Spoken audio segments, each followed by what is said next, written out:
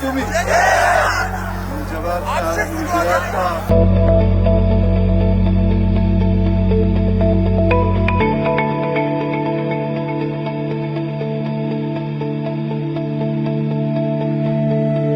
አሁን የምንገኘው በምስራቅ ሐረርጌ ቁንዱዶ በሚባለው ተራራ ላይ ነው።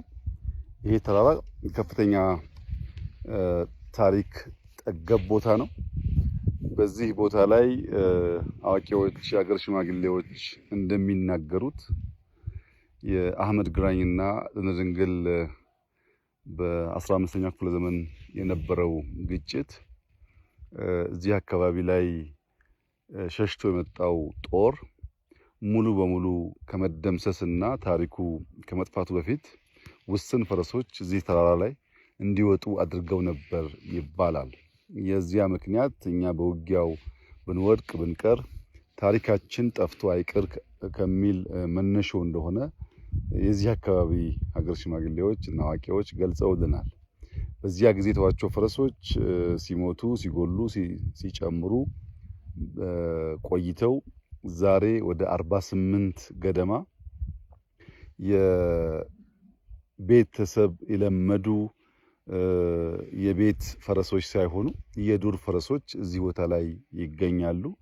ተራራው ትንሽ ከፍታ ያለው ቦታ፣ መጠነኛ ቅዝቃዜ ያለው ቦታ ነው። የፈረሶቹን ቅርጽ ያየን እንደሆነ በተለምዶ ከምናውቃቸው ፈረሶች በተለየ ሁኔታ አንገታቸው ረዘም ያለ ነው እና እነዚህን የዱር ፈረሶች እና በዚህ ተራራ ያለውን ሃይኪንግ ሰዎች እየመጡ እንደሚያዩ ሰምተናል። ከዚያም በተጨማሪ ልክ እንደ ባሌ ሁሉ 3-4 ቦታ በጣም ረዣዥም ኬቮች እዚህም አካባቢ አሉ።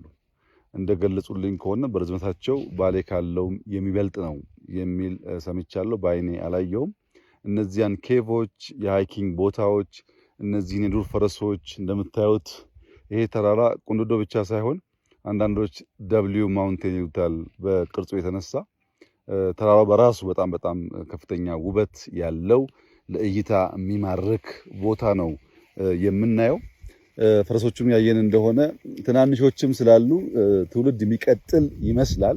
እዚያ ማዶ የምናያቸው የተወሰኑ ፈረሶች አሉ፣ እዚህ ጋርም እንደዚሁ አሉ። እነዚህ ፈረሶች በቤት ከምናውቃቸው ፈረስ ለየት የሚያደርጋቸው ኦሪጂናቸው ሳይሆን ከጊዜ በኋላ እዚህ በመቆየት በቅርጻቸው በቁመናቸው የተለየ ቅርጽ እንዳላቸው ማየት ችለናል። እነዚህ መጠበቅ ያስፈልጋል። ኔቸር መጠበቅ፣ ታሪክ መጠበቅ ይበልጥ አስቦ ማስቀጠል ለትውልድ ጠቃሚ መሆኑ ብቻ ሳይሆን ከፍተኛ የቱሪስት መስህብም ሊሆን ይችላል።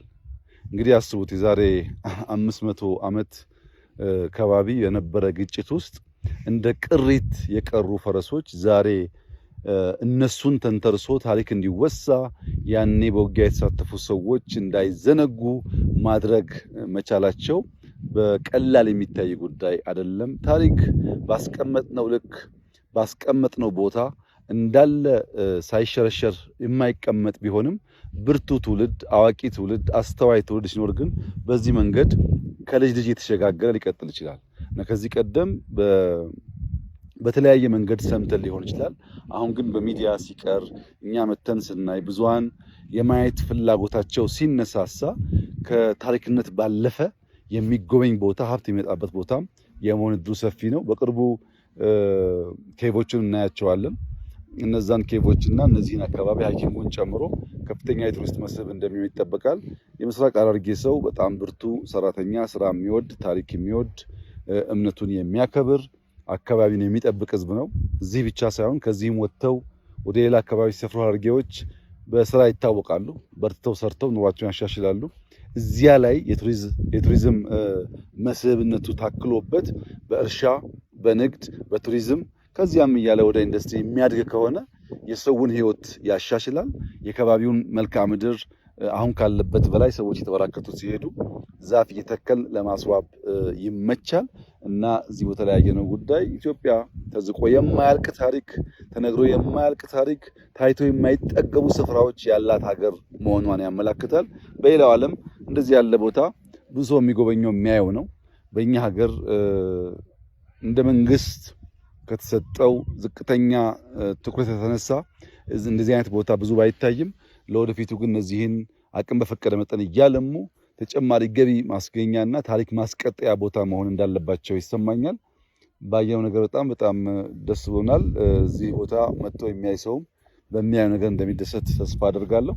እጅግ አድርጌ አመሰግናለሁ።